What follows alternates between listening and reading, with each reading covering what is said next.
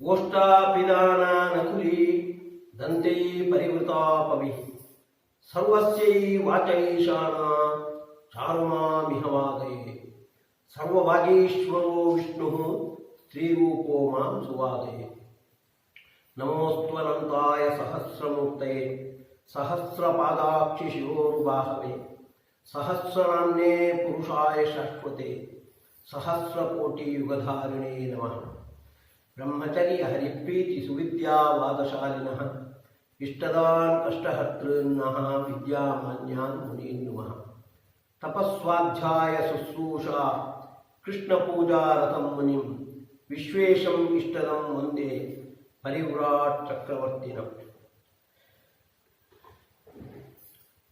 ಪ್ರಿಯಕೃತೆ ನಮಃ, ಅರ್ಹಪ್ರಿಯಕೃತೆ ನಮಃ, ಪ್ರೀತಿವರ್ಧನಾಯ ನಮಃ. ಶ್ರೀ ಗುರುಭ್ಯೋ ನಮಃ.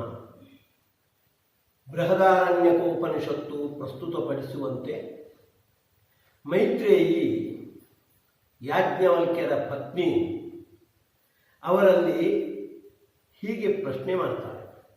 ಏನಾಹಂ ನಾಮೃತಾ ಸ್ಯಾಂ ಕಿಮಹಂ ತೇನ ಕುರ್ಯಾಂ ಯದೇವ ಭಗವಾನ್ ವೇದ ತದೇವ ಮೇ ಬ್ರೂಹಿ. ನನ್ನ ಅಮೃತತ್ವಕ್ಕೆ ಉಪಯುಕ್ತವಲ್ಲದ ಆಸ್ತಿ ಪಾಸ್ತಿ ಹಣ ಯಾವುದೂ ನನಗೆ ಬೇಕಾಗಿಲ್ಲ. ನಾನು ಅಮೃತತ್ವವನ್ನು ಮೋಕ್ಷವನ್ನು ಹೊಂದಬೇಕಾಗಿದ್ರೆ ಏನು ತಿಳ್ಕೊಳ್ಬೇಕು ಅದನ್ನು ನೀವು ಹೇಳಬೇಕು. ಸಹೋವಾಚ ಯಾಜ್ಞವಲ್ಕ್ಯ ಪ್ರಿಯಾವತಾರೇ ನ ಸತಿ ಪ್ರಿಯಂ ಭಾಷಸೆ ಯೇ ಹಿ ಆಸ್ವಾ ವ್ಯಾಖ್ಯಾಸ್ಯಾಮಿತೆ ವ್ಯಾಚಕ್ಷಮಾಣಸ್ಯ ತು ಮೇ ನಿಧಿಧ್ಯಾಸತ್ವ ಇತಿ. ನೀನು ನನಗೆ ಅತ್ಯಂತ ಪ್ರಿಯಳಾಗಿದ್ದೆ. ಈ ರೀತಿ ನಿನ್ನ ಚಿಂತನೆಯನ್ನು ಮಂಡಿಸುವ ಮೂಲಕ ಅಮೃತತ್ವಕ್ಕೆ ಉಪಯುಕ್ತವಾದ ವಿದ್ಯೆಯನ್ನು ಕೊಡಿ ಅಂತ ಕೇಳುವ ಮೂಲಕ ನನಗೆ ಅತ್ಯಂತ ಪ್ರಿಯಳಾಗಿದ್ದಿ. ನನ್ನ ಪ್ರೀತಿಗೆ ಪಾತ್ರವಾಗಿರ್ತಕ್ಕಂಥ ಮಾತನ್ನು ನೀನು ಆಡಿದ್ದೀನಿ. ನೀನು ಹೇಳಿದಂತೆ ಅಂತಹ ವಿಚಾರವನ್ನು ನಾನು ನಿಮಗೆ ಹೇಳ್ತಾ ಇದ್ದೇನೆ. ಅದನ್ನು ನೀನು ಧ್ಯಾನದಲ್ಲಿ ಅಳವಡಿಸಿಕೊಳ್ಬೇಕು ಅಂತ ಹೇಳಿದಾಗ ಬ್ರವೀತು ಭವ, ಹಾಗಾದರೆ ಉಪದೇಶ ಮಾಡಿ ಅಂತ ಗಾರ್ಗಿ ಹೇಳಿದಾಗ ಯಾಜ್ಞವಲ್ಕ್ಯರು ಈ ರೀತಿ ಹೇಳ್ತಾ ಇದ್ದಾರೆ. ಸಹೋವಾಚ ನವಾಲೇ ಪತ್ಯು ಕಾಮಾಯ ಪತಿ ಪ್ರಿಯೋ ಭವತಿ ಆತ್ಮನಸ್ತು ಕಾಮಾಯ ಪತಿ ಪ್ರಿಯೋ ಭವತಿ. ನೋಡು ಮೈತ್ರೇಯಿ, ಸಂಸಾರದಲ್ಲಿ ಪ್ರೀತಿ ಅನ್ನುವುದು ಅಮೂಲ್ಯವಾದ ಪದಾರ್ಥ. ಪ್ರತಿಯೊಬ್ಬರೂ ಪ್ರೀತಿಯನ್ನು ಅಪೇಕ್ಷೆ ಪಡುವುದು, ಮಕ್ಕಳಿಂದ ಪ್ರಾರಂಭಿಸಿ ವೃದ್ಧರವರೆಗೆ. ಯಾಕೆ? ದೇವತೆಗಳು ಕೂಡ, ಕೊನೆಗೆ ಸರ್ವೋತ್ತಮನಾದ ಭಗವಂತನೂ ಕೂಡ ನಮ್ಮಿಂದ ಅಪೇಕ್ಷೆ ಪಡುವುದು ಪ್ರೀತಿಯಿಂದ ಕೂಡಿದ ಭಕ್ತಿಯನ್ನು. ಇಂತಹ ಪ್ರೀತಿಯ ಬಗ್ಗೆ ನಾನು ಒಂದು ಅಮೂಲ್ಯವಾದ ಸಂದೇಶವನ್ನು ನೀಡ್ತೇನೆ ನೋಡು. ಸಾಮಾನ್ಯವಾಗಿ ನಾವು ಸಂಸಾರದಲ್ಲಿ ಗಂಡ ತನ್ನ ಬುದ್ಧಿಗೆ ಅನುಗುಣವಾಗಿ ಹೆಂಡತಿಯನ್ನು ಪ್ರೀತಿಸ್ತಾನೆ ಅಂತ ನಾವು ಭಾವಿಸುವಂಥದ್ದು. ಆದರೆ ಯಾಜ್ಞವಲ್ಕ್ಯರು ಹೇಳ್ತಾರೆ, ಪತ್ಯುಕಾಮಾಯ ಪತಿ ಪ್ರಿಯೋ ಭವತಿ. ಗಂಡನ ಇಚ್ಛೆಗೆ ಅನುಗುಣವಾಗಿ ಗಂಡ ತನ್ನ ಹೆಂಡತಿಗೆ ಪ್ರಿಯನಾಗುವುದಲ್ಲ. ಆತ್ಮನಸ್ತು ಕಾಮಾಯ ಪತಿ ಪ್ರಿಯೋ ಭವತಿ. ಆತ್ಮನ ಪ್ರೀತಿಗೆ ಅನುಗುಣವಾಗಿ, ಆತ್ಮನ ಇಚ್ಛೆಗೆ ಅನುಗುಣವಾಗಿ ಗಂಡ ತನ್ನ ಹೆಂಡತಿಯನ್ನು ಪ್ರೀತಿಸ್ತಾನೆ. ಈ ಮಾತು ಪತಿಯ ಪಾಲಿಗೆ ಮಾತ್ರ ಅಲ್ಲ, ಹೆಂಡತಿಯ ಪಾಲಿಗೂ ಸಮಾನ. ಅದನ್ನು ಮತ್ತೆ ಹೇಳ್ತಾ ಇದ್ದಾರೆ. ನವಾಹರೇ ಜಾಯಾಯೇ ಕಾಮಾಯ ಜಾಯಾ ಪ್ರಿಯ ಭವತಿ. ಹೆಂಡತಿಯ ಇಚ್ಛೆಗೆ ಅನುಗುಣವಾಗಿ ಹೆಂಡತಿ ಗಂಡನಿಗೆ ಪ್ರಿಯಳಾಗುವುದಲ್ಲ. ಆತ್ಮನಸ್ತು ಕಾಮಾಯ ಜಾಯಾ ಪ್ರಿಯ ಭವತಿ. ಆತ್ಮನ ಇಚ್ಛೆಗೆ ಅನುಗುಣವಾಗಿ ಆ ಹೆಂಡತಿ ಆ ಗಂಡನಿಗೆ ಪ್ರಿಯಳಾಗಿ ಇರ್ತಾಳೆ. ಇಷ್ಟೇ ಹೇಳಿ ಅವರಿಗೆ ತೃಪ್ತಿ ಇಲ್ಲ, ಇನ್ನೂ ಕೆಲವು ಪದಾರ್ಥಗಳನ್ನು ಹೇಳ್ತಾ ಇದ್ದಾರೆ. ನೋಡು, ಮಕ್ಕಳು ಪ್ರಿಯರಾಗಿರ್ತಾರೆ. ಮಕ್ಕಳು ಪ್ರಿಯರಾಗುವುದು ಮಕ್ಕಳ ಇಚ್ಛೆಗೆ ಅನುಗುಣವಾಗಿ ಅಲ್ಲ, ಭಗವಂತನ ಇಚ್ಛೆಗೆ ಅನುಗುಣವಾಗಿ. ಹಾಗೆಯೇ ವಿತ್ತ, ಹಣ ಎಲ್ಲರಿಗೂ ಪ್ರಿಯ. ಅದು ಹಣದ ಅಭಿಮಾನಿಯಾಗಿರ್ತಕ್ಕಂತಹ ಕುಬೇರನ ಇಚ್ಛೆಗೆ ಅನುಗುಣವಾಗಿ ಅಲ್ಲ, ಮತ್ತೆ ಭಗವಂತನ ಆತ್ಮ ಅಂತ ಅನಿಸಿರ್ತಕ್ಕಂತಹ ಭಗವಂತನ ಇಚ್ಛೆಗೆ ಅನುಗುಣವಾಗಿ ಅದು ಪ್ರಿಯವಾದದ್ದು. ಅದೇ ರೀತಿ ಬ್ರಾಹ್ಮಣರ ಜಾತಿ ಬ್ರಹ್ಮ ಅಂತ ಕರೀತಾರೆ, ಅದು ಪ್ರಿಯ ಆಗಿರುವುದು ಕೂಡ ಅದಕ್ಕೆ ಅಭಿಮಾನಿಯಾಗಿರ್ತಕ್ಕಂಥ ಚತುರ್ಮುಖನ ಇಚ್ಛೆಗೆ ಅನುಗುಣವಾಗಿ ಅಲ್ಲ, ಆತ್ಮ ಅಂತ ಅನಿಸಿರ್ತಕ್ಕಂಥ ಭಗವಂತನ ಇಚ್ಛೆಗೆ ಅನುಗುಣವಾಗಿ. ಮತ್ತೆ ಕ್ಷತ್ರ ಅಂತ ಕ್ಷತ್ರಿಯ ಜಾತಿಗೆ ಅಭಿಮಾನಿಯಾಗಿರ್ತಕ್ಕಂಥ ವಾಯುದೇವನನ್ನು ಉಲ್ಲೇಖ ಮಾಡಿ, ಕ್ಷತ್ರಿಯ ಜಾತಿಯು ಅತ್ಯಂತ ಪ್ರೀತಿಗೆ ಪಾತ್ರವಾದದ್ದು. ಯಾಕೆ ಅಂದ್ರೆ ವಾಯುದೇವನ ಇಚ್ಛೆಗೆ ಅನುಗುಣವಾಗಿ ಅಲ್ಲ, ಭಗವಂತನ ಇಚ್ಛೆಗೆ ಅನುಗುಣವಾಗಿ. ಹಾಗೆ ಕೆಲವು ಲೋಕಗಳು ನಮಗೆ ಇಚ್ಛೆವಾಗುತ್ತೆ, ಆ ಲೋಕಗಳ ಅಭಿಮಾನಿಗಳಿಂದಾಗಿ ಅದು ಇಚ್ಛೆ ಅದು ಆಗುವುದಲ್ಲ, ಮತ್ತೆ ಭಗವಂತನ ಇಚ್ಛೆಗೆ ಅನುಗುಣವಾಗಿ. ಹಾಗೆ ಪಂಚಧಾತುಗಳು, ಅದೇ ರೀತಿ ಪಂಚಭೂತಗಳು, ಹಾಗೆ ಕೊನೆಗೆ ಸರ್ವ ಹೇಳಿಬಿಡ್ತಾರೆ. ಸರ್ವ ಅಂದ್ರೆ ಎಲ್ಲದಕ್ಕೂ ಅಭಿಮಾನಿನೇ ಆಗಿರ್ತಕ್ಕಂತಹ ಲಕ್ಷ್ಮೀದೇವಿಯ ಇಚ್ಛೆಗೆ ಅನುಗುಣವಾಗಿ ಎಲ್ಲವೂ ಪ್ರಿಯವಾಗುವುದಲ್ಲ, ಮತ್ತೆ ಆತ್ಮ ಅಂತ ಅನಿಸಿರ್ತಕ್ಕಂಥ ಭಗವಂತನ ಇಚ್ಛೆಗೆ ಅನುಗುಣವಾಗಿ. ಹೀಗೆ ಪತಿ ಪತ್ನಿ ಮಕ್ಕಳು ವಿತ್ತ ಬ್ರಾಹ್ಮಣ ಜಾತಿ ಕ್ಷತ್ರಿಯ ಜಾತಿ ದೇವತೆಗಳು ಹಾಗೆ ಪಂಚಭೂತಗಳು ಹಾಗೆ ಸರ್ವ, ಹೀಗೆ 10 ಪದಾರ್ಥಗಳನ್ನು ಉಲ್ಲೇಖ ಮಾಡಿ ಇದು ಯಾವುದೂ ಕೂಡ ಪ್ರಿಯ ಆಗುತ್ತೆ ಆಯಾ ವ್ಯಕ್ತಿಗಳ ಇಚ್ಛೆಗೆ ಅನುಗುಣವಾಗಿಲ್ಲ, ಭಗವಂತನ ಇಚ್ಛೆಗೆ ಅನುಗುಣವಾಗಿ ಅಂತ ಹೀಗೆ ಹೇಳ್ತಾ ಇದ್ದಾರೆ. ಆದುದರಿಂದ ಅಂತಹ ಭಗವಂತ ಸಂಸಾರದಲ್ಲಿ ಪ್ರೀತಿಗೆ ಕೇಂದ್ರ ಬಿಂದುವಾಗಿ ದೊಡ್ಡ ಪಾತ್ರ ವಹಿಸ್ತಾ ಇದ್ದಾನೆ. ಅವ ಇಲ್ಲಿ ಮಾತ್ರ ಪ್ರೀತಿಗೆ ಪಾತ್ರ ಆಗುವುದಲ್ಲ, ಮೋಕ್ಷದಲ್ಲೂ ಪ್ರೀತಿಗೆ ಪಾತ್ರನಾಗ್ತಾನೆ. ಅವನ ದರ್ಶನ ಪಡ್ಕೊಳ್ಬೇಕು. ಆತ್ಮಾವಾನೇ ದ್ರಷ್ಟವ್ಯ, ದರ್ಶನ ಪಡ್ಕೊಳ್ಬೇಕಾಗಿದ್ರೆ ಅವನ ಧ್ಯಾನ ಮಾಡಬೇಕು. ನಿಧಿಧ್ಯಾಸಿತವ್ಯ, ಧ್ಯಾನ ಮಾಡಬೇಕಾಗಿದ್ರೆ ಆ ಧ್ಯಾನಕ್ಕೆ ವಿಷಯನಾಗಿರ್ತಕ್ಕಂಥ ಭಗವಂತನ ಬಗ್ಗೆ ಅಜ್ಞಾನ ಮತ್ತು ವಿಪರೀತ ಜ್ಞಾನ ಇರಬಾರದು. ಅದನ್ನು ಪರಿಹಾರ ಮಾಡಬೇಕು ಅಂದ್ರೆ ಶ್ರೋತವ್ಯ ಮಂತವ್ಯ, ಶ್ರವಣ ಮಾಡಿದಾಗ ಅಜ್ಞಾನ ಪರಿಹಾರವಾಗುತ್ತೆ, ಮನನ ಯುಕ್ತಿ ಅನುಸಂಧಾನ ಮಾಡಿದಾಗ ಸಂಶಯ ಪರಿಹಾರವಾಗುತ್ತೆ. ಹೀಗೆ ಆತ್ಮಾವಾರೇ ದ್ರಷ್ಟವ್ಯೋ ಶ್ರೋತವ್ಯೋ ಮಂತವ್ಯೋ ನಿಧಿಧ್ಯಾಸಿತವ್ಯ ಅಂತ ಯಾಜ್ಞವಲ್ಕ್ಯರು ಮೋಕ್ಷವನ್ನು ಪಡಿಬೇಕಾಗಿದ್ರೆ ಭಗವಂತನ ದರ್ಶನ ಶ್ರವಣ ಮನನ ಇತ್ಯಾದಿಗಳನ್ನು ನಡೆಸಬೇಕು. ಭಗವಂತ ನಮ್ಮ ಪ್ರೀತಿಗೆ ಕೇಂದ್ರ ಬಿಂದು ಅಂತ ತಿಳ್ಕೊಳ್ಬೇಕು ಅನ್ನುವುದನ್ನು ಈ ಭಾಗದಲ್ಲಿ ತಿಳಿಸಿದ್ದಾರೆ. ಇದನ್ನು ನಾವು ಪ್ರಿಯಕೃತ್ ಪ್ರೀತಿವರ್ಧನ ಅಂತ ವಿಷ್ಣು ಸಹಸ್ರನಾಮ 777ನೇ ನಾಮ ಪ್ರಿಯಕೃತ್, 877ನೇ ನಾಮ ಪ್ರಿಯಕೃತ್, 878ನೇ ನಾಮ ಪ್ರೀತಿವರ್ಧನ. ಕೆಲವರು ಅರ್ಹ ಅಂತ ಬೇರೆ ಮಾಡಿ ಅರ್ಹ ಪ್ರಿಯಕೃತ ಅಂತ ಮಾಡ್ತಾರೆ, ಮತ್ತೆ ಕೆಲವರು ಅರ್ಹ ಪ್ರಿಯಕೃತ ಅಂತಲೂ ಹೀಗೆ ಪದಚ್ಛೇದ ಮಾಡುವಂತಹದ್ದಿದೆ. ಅಂತೂ ಪದಾರ್ಥಗಳು ಪ್ರಿಯ ಆಗುವಂತೆ, ಅದು ಪತ್ನಿ ಇರ್ಬೋದು, ಮಕ್ಕಳಿರ್ಬೋದು, ಹಣ ಇರ್ಬೋದು, ಲೋಕ ಇರ್ಬೋದು, ಅದು ಪ್ರಿಯ ಆಗುವಂತೆ ಮಾಡುವವ ಪ್ರಿಯಕೃತ ಅಥವಾ ಅರ್ಹ ಪ್ರಿಯಕೃತ ಅಂತ ಅನಿಸಿರುವ ಭಗವಂತ.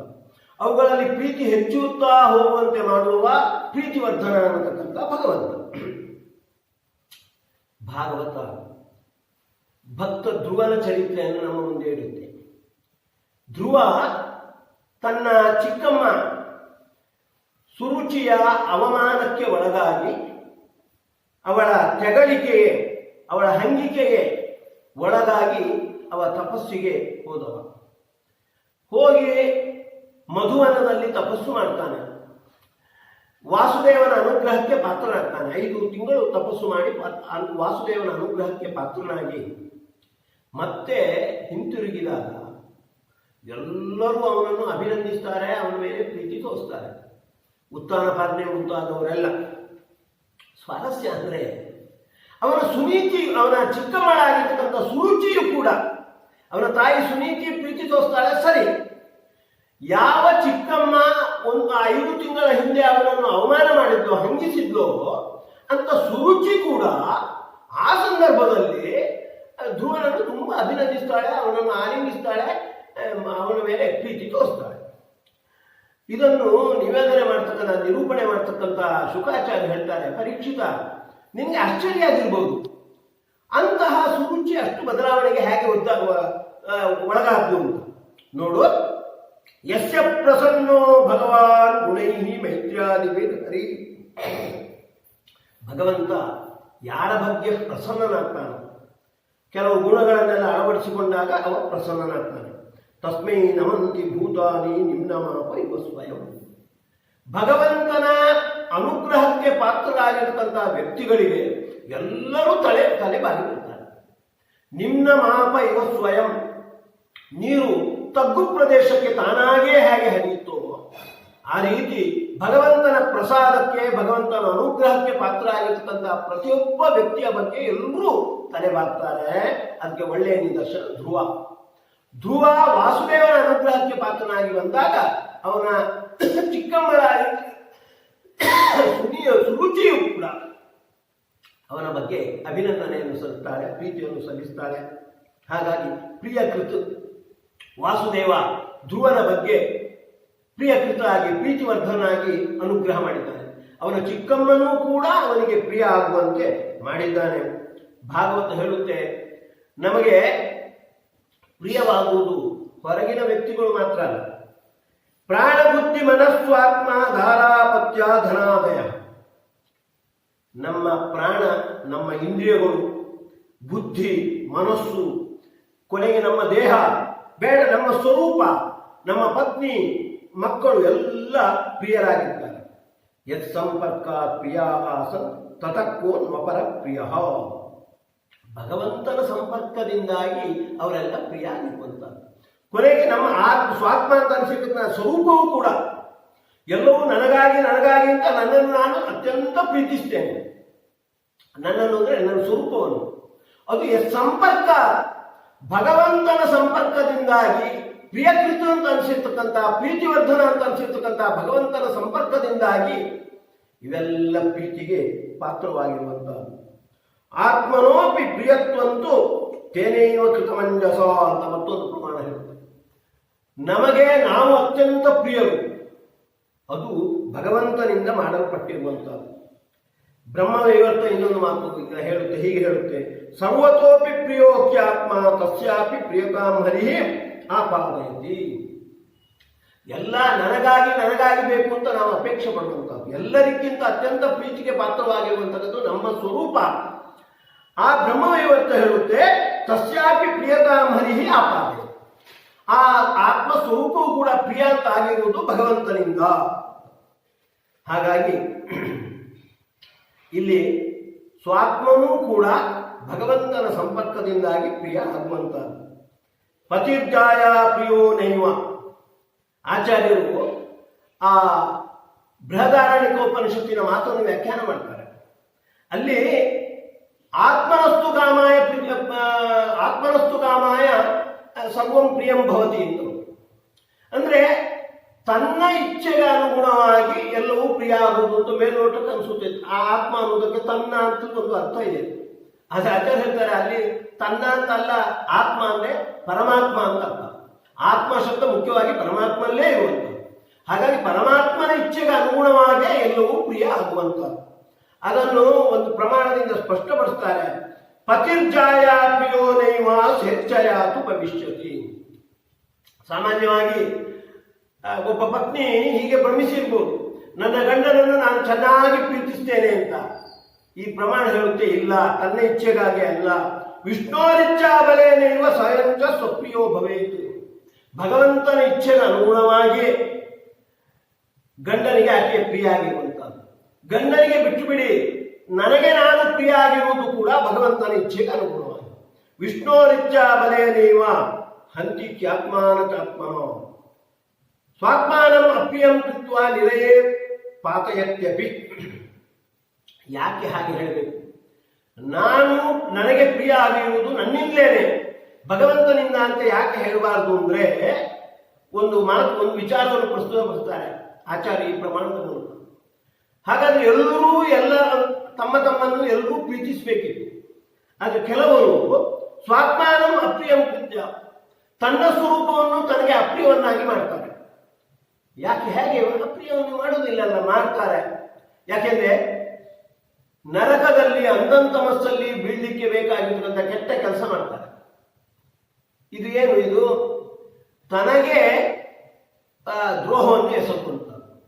ಯಾಕೆ ತನಗೆ ಇಷ್ಟು ದ್ರೋಹ ಎಸಗುತ್ತಾರೆ? ತನಗೆ ಅತ್ಯಂತ ಪ್ರಿಯ, ಆದ್ರೆ ತನಗೆ ಅಪ್ರಿಯವಾಗಿ ಅಹಿತವಾಗತಕ್ಕಂಥ ಕರ್ಮ ಯಾಕೆ ಮಾಡ್ತಾರೆ ಅಂದ್ರೆ ಅದು ಭಗವಂತನ ಪ್ರೇರಣೆಗೆ ಅನುಗುಣವಾಗಿ. ಅದಕ್ಕಾಗಿ ವಿಷ್ಣೋರಿಚ್ಛಾ ಬಲೇನೇವ ಹಂತಿ ಹ್ಯಾತ್ಮಾನ ಆತ್ಮನ, ಆತ್ಮಹತ್ಯೆ ಮಾಡ್ಕೊಳ್ತಾರೆ.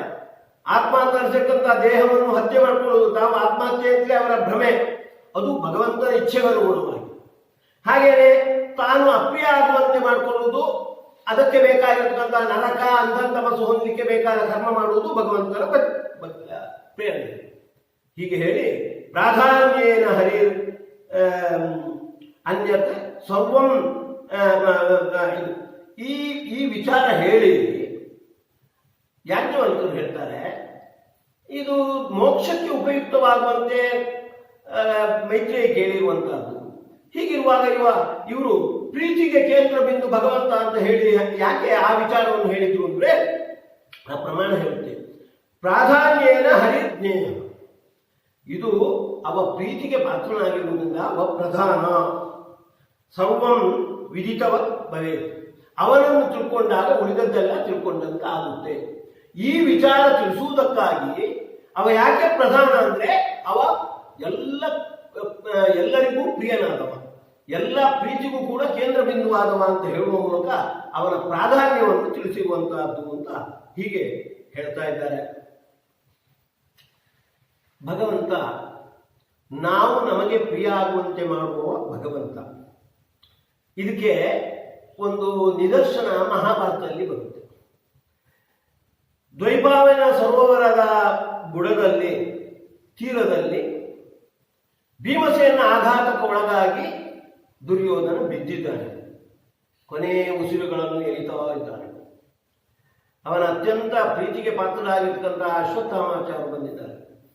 ಬಂದು ನಿನ್ನ ಕೊನೆಯ ಇಚ್ಛೆ ಏನಾದರೂ ಇದೆ ಕೇಳು ಅಂತ ಹೇಳಿದಾಗ, ನನಗೆ ಪಾಂಡವರ ಸಂತತಿ ಮುಂದುವರಿಬಾರದು, ಪಾಂಡವರು ಇಲ್ಲಿಗೆ ಕೊನೆಗೊಳ್ಬೇಕು, ನನ್ನ ಸಂತತಿಯೇ ಮುಂದೆ ರಾಜ್ಯವನ್ನು ಆಳುವಂತಾಗಬೇಕು. ಹಾಗಾಗಿ ನನ್ನ ಸಂತತಿ ಈಗ ಸತ್ತು ಹೋಗಿದೆ, ಹಾಗಾಗಿ ನನ್ನ ಪತ್ನಿಯಲ್ಲಿ ನೀನು ನಿಯೋಗ ಪದ್ಧತಿಯಿಂದ ಮಕ್ಕಳನ್ನು ಹುಟ್ಟಿಸಬೇಕು ಅಂತ ಹೇಳಿದವ. ಮತ್ತೊಂದು, ಪಾಂಡವರ 5 ಮಕ್ಕಳು ಇನ್ನು ಬೆಳೀತಾ ಇದ್ದಾರೆ,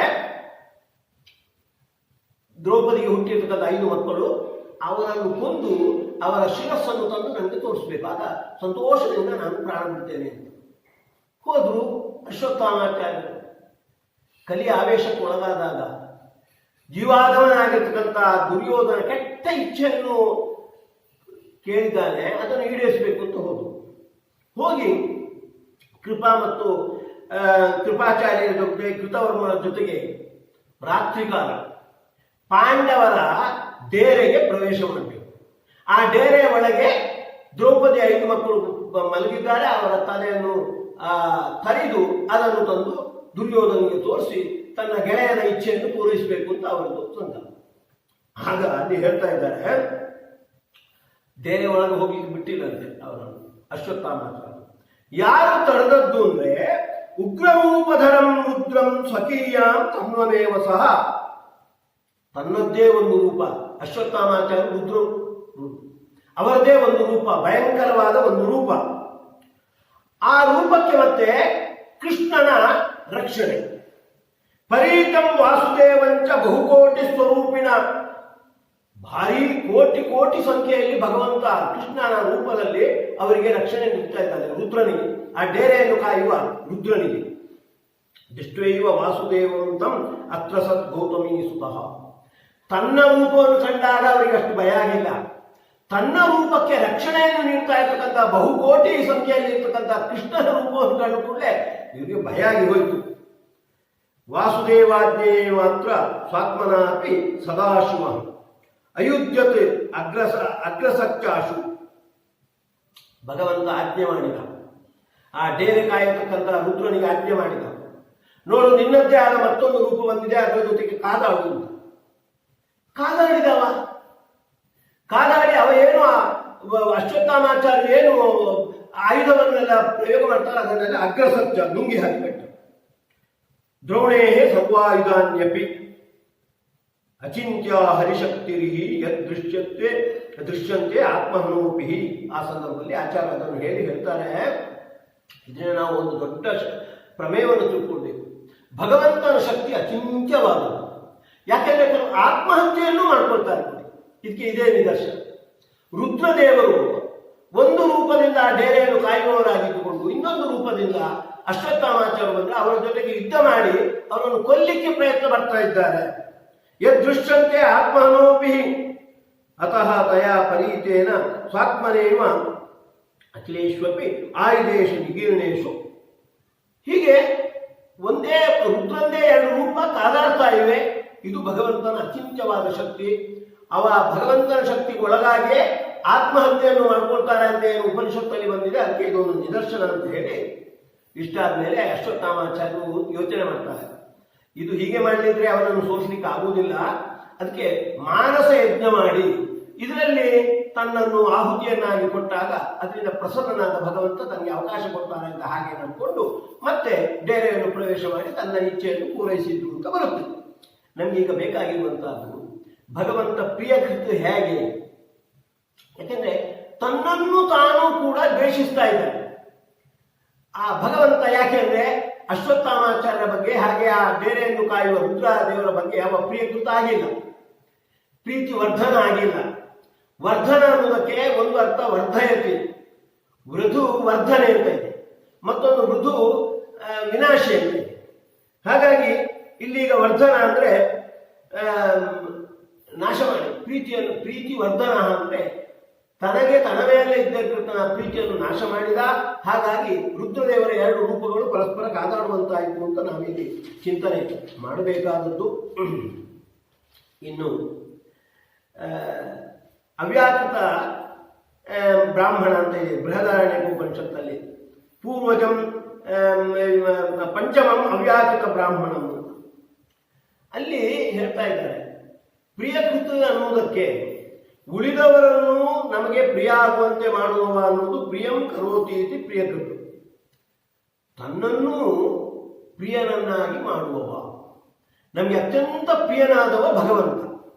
ಅದನ್ನು ಪಂಚಮ ಅವ್ಯಾಕೃತ ಬ್ರಾಹ್ಮಣ ಬೃಹದಾರಣ್ಯಕ ಉಪನಿಷತ್ತಿನ ಬ್ರಾಹ್ಮಣ ತಿಳಿಸ್ತಾ ಇದೆ.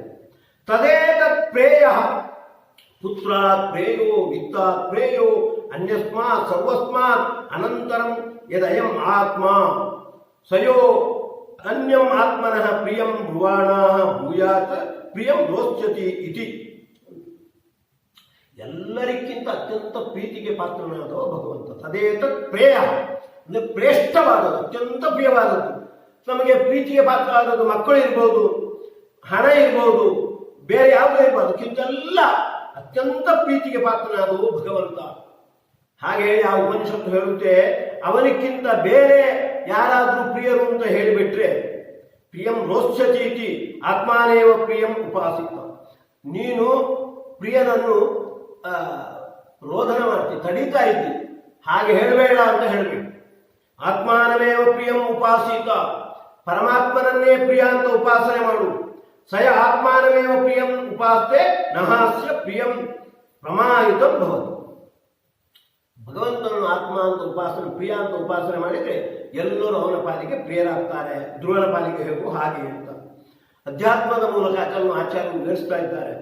ಸಯೇಷ ವಿಷ್ಣು ಭಗವಾನ್ ಪುತ್ರಾದ್ವಿತ್ವಾತ್ ತಥಾತ್ಮನಃ ಅನ್ಯಸ್ಮಾದಪಿ ಸರ್ವಸ್ಮಾತ್ ಪ್ರೇಷ್ಠ ಏವ ಸ್ವಭಾವತಃ. ಭಗವಂತ ಎಲ್ಲರಿಗಿಂತ ಸ್ವಾಭಾವಿಕವಾಗಿ ಪ್ರಿಯನಾದವ. ಆತ್ಮನೋಪಿ ಪ್ರಿಯತ್ವಂತು ತೇನೇವ ಕೃತಮಂಜಸ. ಎಲ್ಲರಿಗಿಂತ ಪ್ರಿಯವಾದುದು ನಮ್ಮ ಸ್ವರೂಪ. ನಮ್ಮ ಸ್ವರೂಪವೂ ಕೂಡ ಪ್ರಿಯ ಆಗುವಂತೆ ಮಾಡಿದವ ಭಗವಂತ ಅಂತ ಆಧ್ಯಾತ್ಮ ಹೇಳುತ್ತೆ. ಯಾಕೆಂದ್ರೆ ಆತ್ಮನೋ ನಿರಯಾಯೈವ ಕುರ್ಯಾತ್ ಕರ್ಮಾಣಿ ನಿತ್ಯಶಃ ಯಥೋತಃ ಸ್ವಾತ್ಮನಶ್ಚಾಪಿ ಸ್ವ ಅಪ್ರಿಯತ್ವಂ ಉದಾಹರಣ. ಯಾಕೆಂದ್ರೆ ನಾವು ನಾವಾಗಿಯೇ ನಮಗೆ ಪ್ರಿಯರಾಗಿರುವುದು ಅಂತಾಗಿದ್ರೆ ಕೆಲವೊಮ್ಮೆ ನಮಗೆ ಅಪ್ರಿಯ ಆಗುವಂತೆ ನಾವು ನಡ್ಕೊಳ್ತೇವೆ. ನಾವು ನರಕ ಹೊಂದಲಿಕ್ಕೆ, ಅಂತರ್ತಮಸ್ಸು ಹೊಂದಲಿಕ್ಕೆ ಬೇಕಾದ ಕೆಟ್ಟ ಕೆಲಸ ಮಾಡ್ತೇವೆ. ಆದುದರಿಂದ ನಮ್ಮ ಇಚ್ಛೆಗೆ ಅನುಗುಣವಾಗಿ ನಾವು ನಮಗೆ ಪ್ರಿಯರಾದದ್ದಲ್ಲ, ಭಗವಂತನ ಇಚ್ಛೆಗೆ ಅನುಗುಣವಾಗಿ ಅದನ್ನು ಸಮರ್ಥನೆ ಮಾಡುವುದು. ನಚೇತ್ ಅಪ್ರಿಯಕೃತ್ ವಿಷ್ಣು ನಾತ್ಮಾಪಿ ಪ್ರಿಯತಾಂ ರಜೇತ್. ನಮ್ಮ ಸ್ವರೂಪದ ಬಗ್ಗೆ ಅವ ಪ್ರಿಯ ಆಗಿಲ್ಲ ಅಂದ್ರೆ, ಪ್ರಿಯಕೃತ ಆಗಿಲ್ಲ ಅಂದ್ರೆ ನಮ್ಮ ಸ್ವರೂಪವನ್ನು ನಾವು ಪ್ರೀತಿಸುವುದಿಲ್ಲ. ಅಸ್ಮಿನ್ ಪ್ರಿಯೇ ಪ್ರಿಯಂ ಸರ್ವಂ ತಸ್ಮಾದೇಕ ಪ್ರಿಯೋ ಹರಿ.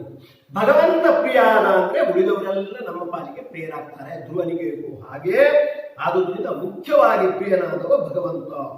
ಸಚ ಆತ್ಮಶಬ್ದೇನು ಉದ್ದಿಷ್ಟೋ ಯಸ್ಮಾತ್ ಆಪ್ತ ಗುಣ ಪ್ರಭು. ಹಾಗಾಗಿ ಆತ್ಮ ಆತ್ಮ ಅಂತ ಬಂದ್ರೆ ಇಲ್ಲಿ ತಾನು ಅಂತ ಅರ್ಥ ಅಲ್ಲ, ಪರಮಾತ್ಮ ಅಂತ. ಯಾಕೆಂದ್ರೆ ಆಪ್ತಾಹ ಗುಣಾಹ ಯಸ್ಮಿನ್ ಸಹ ಆತ್ಮ ಅಂತ, ಎಲ್ಲ ಗುಣಗಳನ್ನು ಹೊಂದಿದವ ಎನ್ನುವ ಅರ್ಥದಲ್ಲಿ ಆತ್ಮಶಬ್ದ ಇದೆ, ಅದು ಭಗವಂತ.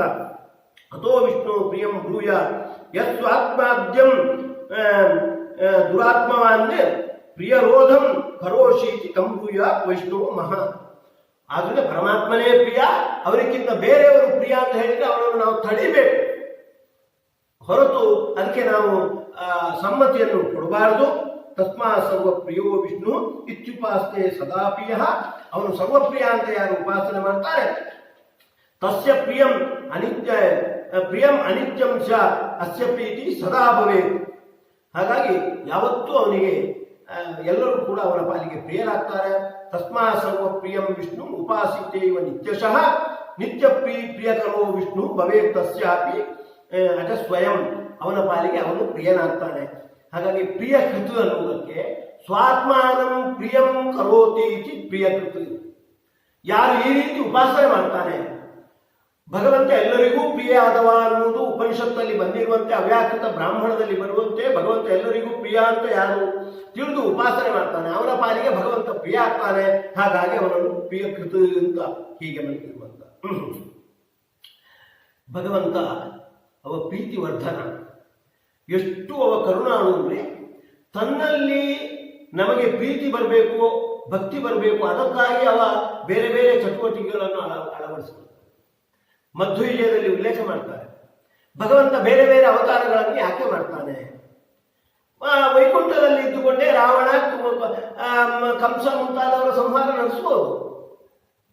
ಸ್ಮೃತಿ ಕೀರ್ತನ ಪ್ರಣತಿ ಬಿರ್ವಿಮುಕ್ತಯೇ ಸ್ವಜನಸ್ಯಯಂ ಅನೇಕ ರೂಪತ.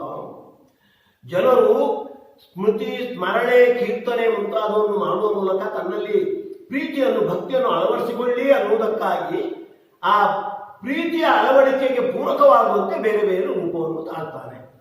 ಹಾಗಾದ್ರೆ ಪ್ರೀತಿ ವರ್ಧನ ನೋಡಿ, ಭಗವಂತ ಎಷ್ಟು ದಯಾಮಯ. ಅವನಲ್ಲಿ ನಮಗೆ ಪ್ರೀತಿ ಬರಬೇಕು ಅನ್ನುವುದಕ್ಕಾಗಿ ತಾನು ಬೇರೆ ಬೇರೆ ರೂಪದಿಂದ ನಮ್ಮನ್ನು ಅನುಗ್ರಹ ಮಾಡುವಂಥದ್ದು. ಭಕ್ತ್ಯರ್ಥಂ ಭಗವನ್ ಮಹಿಮೋಕ್ತಿ ಅಂತ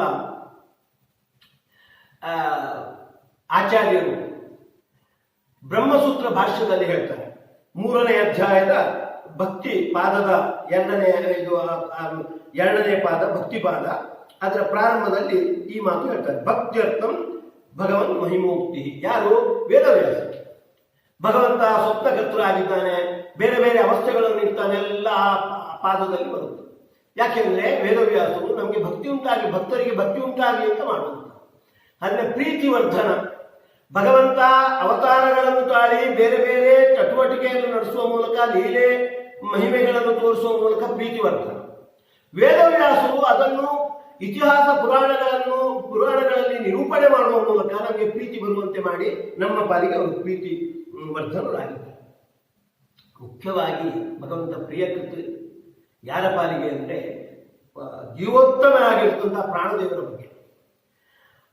ಜೀವೋತ್ತಮರಾಗಿರ್ತಕ್ಕಂಥ ವಾಯುದೇವರು ಅವರು ಮಧ್ವರಾಗಿ ಬಂದಾಗ ಅವರ ಪ್ರತಿಯೊಂದು ಸರ್ವಮೂಲದ ಪ್ರತಿಯೊಂದು ಗ್ರಂಥದ ಕೊನೆಯಲ್ಲಿ ಪ್ರಿಯತಾಂ ಭಗವಾನ್ ಮತ್ಯಂ ಪ್ರೇಷ್ಠ ತಮಸ್ಸದ. ಅವನಿಗೆ ನಾನು ಅತ್ಯಂತ ಪ್ರಿಯನಾದವ ಅಂತ ಭಗವಂತ ನನ್ನ ಬಗ್ಗೆ ಮತ್ತಷ್ಟು ಪ್ರಿಯನಾಗಲಿ ಅಂತ. ಕಾಟಕೋಪನಿಷತ್ತಿನ ಕೊನೆಗಂತೂ ಹೀಗೆ ಹೇಳಿಬಿಡ್ತಾರೆ, ನಮೋ ಭಗವತೆ ತಸ್ಮೈ ವಿಷ್ಣವೇ ಪ್ರಭವಿಷ್ಣವೇ ಯಸ್ಯಾಹಂ ಆಪ್ತ ಆಪ್ತೇಭ್ಯ. ಅವನ ಪಾಲಿಗೆ ನಾನು ಅತ್ಯಂತ ಆತ್ಮೀಯನಾದವನು. ಯೋ ಮೇ ಆಪ್ತ ತಮಸ್ಸದ. ಹಾಗೆ ನಾನು ಅವನಿಗೆ ಆಪ್ತ, ಅವನು ನನಗೆ ಆಪ್ತ. ಬರೇ ಆಪ್ತ ಅಲ್ಲ, ಆಪ್ತತಮ. ಅದು ಸದಾ ಯಾವಾಗಲೂ ಆಪ್ತತಮ, ಯಾವಾಗಲೂ ಪ್ರಿಯನಾಗಿ ಇರುವವ.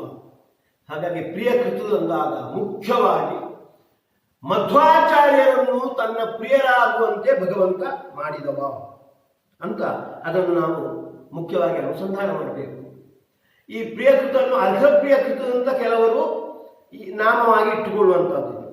ಆಗ ಅದು ಹೀಗೆ ತೆರೆದುಕೊಳ್ಳುತ್ತೆ ನೋಡಿ, ಅರ್ಘರು ಪ್ರಿಯರಾಗುವಂತೆ ಮಾಡುವುದು. ಅರ್ಘಾನಾಂ ಪ್ರಿಯಕೃತ ಅಂತ ಒಂದು, ಯಾರು ಯೋಗ್ಯರಿದ್ದಾರೆ ಅವರಿಗೆ ಪ್ರಿಯವಾಗುವಂತೆ ಮಾಡುವವ ಅಂತ. ಹಾಗೆ ಇನ್ನೊಂದು, ಅವರನ್ನು ಅರ್ಹರನ್ನಾಗಿ ಮಾಡಿ ಅವರು ಪ್ರಿಯರಾಗುವಂತೆ ಮಾಡುವಂತ. ಭಕ್ತಿ ಜ್ಞಾನಾದಿಗಳಿಗೆ ಅರ್ಹರನ್ನಾಗಿ ಮಾಡಿ ಮತ್ತೆ ಪ್ರಿಯರಾಗುವಂತೆ ಮಾಡುವಂತ. ಅರ್ಹಶ್ಚ ಪ್ರಿಯಶ್ಚ ಅರ್ಹಪ್ರಿಯೋ ಅರ್ಹಪ್ರಿಯೋ ಕರೋತೀತಿ.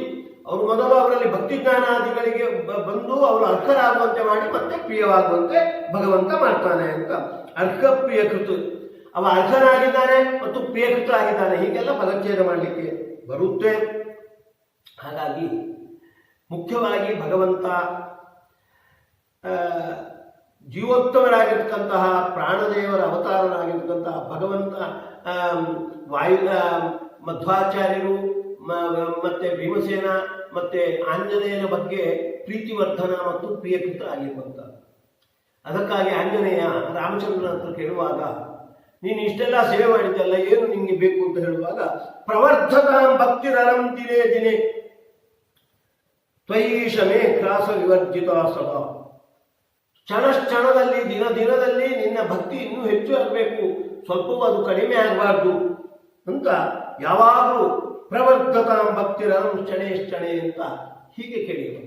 ಅಂದ್ರೆ ಭಕ್ತಿಯನ್ನು ಕೊಡುವವ ಅವ, ಅದು ನಮ್ಮ ಕೈಯಲ್ಲಿಲ್ಲ.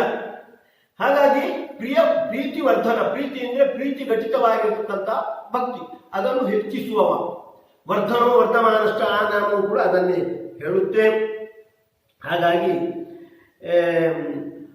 ಭಗವಂತ ತಾನು ಪ್ರೀತಿಯನ್ನು ಹೆಚ್ಚಿಸಿ ಅವನಿಗೆ ನಾವು ಪ್ರಿಯರಾಗುವಂತೆ ಮಾಡ್ತಾನೆ. ಕೆಲವೊಮ್ಮೆ ಭಕ್ತರನ್ನು ಮಾಧ್ಯಮವಾಗಿಟ್ಟುಕೊಂಡು ನಮ್ಮಲ್ಲಿ ಪ್ರೀತಿ ಹೆಚ್ಚಿಸಿ ನಾವು ಪ್ರಿಯರಾಗುವಂತೆ ಮಾಡುವುದು ಉಂಟು. ಈಗ ಮಧ್ವಾಚಾರ್ಯರನ್ನು ಅವರ ಗ್ರಂಥದ ಮೂಲಕ, ಅವರ ಉಪದೇಶದ ಮೂಲಕ ನಮ್ಮಲ್ಲಿ ಭಗವಂತನಲ್ಲಿ ಭಕ್ತಿ ಹೆಚ್ಚಾಗುವಂತೆ ಮಾಡಿ ಅವರು ನಾವು ಅವನಿಗೆ ಪ್ರಿಯರಾಗುವಂತೆ ಮಾಡುವಂಥದ್ದು. ಹಾಗಾಗಿ ಪ್ರಿಯಂ ಕರೋತಿ ಪ್ರಿಯಂ ಕಾರಯತಿ ಇತಿ ಪ್ರೀತಿವರ್ಧನ, ಪ್ರೀತಿಂ ವರ್ಧಯತಿ ಇತಿ ಪ್ರೀತಿವರ್ಧನ, ಪ್ರಿಯಕೃತ. ಅದಕ್ಕಾಗಿ ನಾವು ವಾಯುಸ್ತುತಿಯಲ್ಲಿ ಮಾತರ್ಮೇ ಮಾತರಿಷ್ವನ್ ಪಿತರ ತುಲ್ಗೋ ಭ್ರಾತರಿಷ್ಟಾಪ್ತ ಬಂಧೋ ಸ್ವಾಮಿನ್ ಸರ್ವಾಂತರಾತ್ಮನ್ ಅಜರ ಜರೈಕ ಜನ್ಮ ಮೃತ್ಯಾಮಯಾನ ಗೋವಿಂದೇ ದೇಹಿ ಭಕ್ತಿ ಭವತಿ ಚ. ನಿನ್ನಲ್ಲೂ ಗೋವಿಂದನಲ್ಲೂ ಭಕ್ತಿಯನ್ನು ಉಂಟು ಮಾಡುವಂತ ಪ್ರೀತಿ ವರ್ಧನನಾದ ನನ್ನ ಪಾಲಿಗೆ. ಪ್ರೀತಿ ಅಂದ್ರೆ ಭಕ್ತಿ ಅಂತ ಅರ್ಥ, ಅದನ್ನು ಹೆಚ್ಚಿಸು ಅಂತ ಹೇಳುವಂಥದ್ದು. ಆ ಮೂಲಕ ನಾನು ಪ್ರಿಯಕೃತ, ಭಗವಂತನಿಗೆ ಪ್ರಿಯ ಆಗುವಂತೆ ನೀನು ಭಗವಂತನ ಪ್ರೇರಣೆಗೆ ಅನುಗುಣವಾಗಿ ಮಾಡಬೇಕು ಅಂತ ಹೀಗೆ ಕೇಳುವಂತಹದ್ದುಂಟು. ಆದುದರಿಂದ ಈ ಪ್ರಿಯಕೃತ ಅನ್ನತಕ್ಕಂಥ ನಾಮ, ಪ್ರಿಯಕೃತ ಪ್ರೀತಿವರ್ಧನ. ನಾವು ಜೀವನದಲ್ಲಿ ಪ್ರೀತಿಯನ್ನು ವಿಶೇಷವಾಗಿ ನಾವು ಅಪೇಕ್ಷಿಸ್ತೇವೆ. ಹಾಗಾಗಿ ಇನ್ನೊಬ್ಬರ ಪ್ರೀತಿಗೆ ಪಾತ್ರ ಆಗುವಾಗ ನಮ್ಮ ಪತ್ನಿ ಇರ್ಬೋದು, ಮಕ್ಕಳಿರ್ಬೋದು, ಹಣ ಇರ್ಬೋದು, ಆಸ್ತಿ ಇರ್ಬೋದು, ಮನೆ ಇರ್ಬೋದು, ಗುರು ಹಿರಿಯರಿರ್ಬೋದು, ಅವರ ಪ್ರೀತಿಗೆ ನಾವು ಪಾತ್ರರಾಗುವಾಗ ಅಥವಾ ಅವರನ್ನು ನಾವು ಪ್ರೀತಿಸುವಾಗ ಪ್ರಿಯಕೃತ ಪ್ರೀತಿವರ್ಧನ ಭಗವಂತನ ಪಾತ್ರವನ್ನು ನಾವು ನೆನೆಸಬೇಕು.